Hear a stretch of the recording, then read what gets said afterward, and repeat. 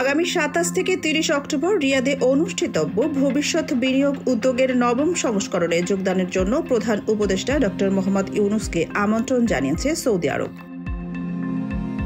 রোববার ঢাকার রাষ্ট্রীয় অতিথি ভবন যমুনায় সৌজন্য সাক্ষাৎকালে এই আমন্ত্রণপত্র প্রধান উপদেষ্টার হাতে তুলে দেন ঢাকায় নিযুক্ত সৌদি রাষ্ট্রদূত ড. আবদুল্লাহ জাফর বিন আবিয়া। ২০১৭ সালের পর বাংলাদেশ থেকে কোনো সরকার প্রধানকে এই সম্মানজনক অনুষ্ঠানে আমন্ত্রণ জানানো হলো।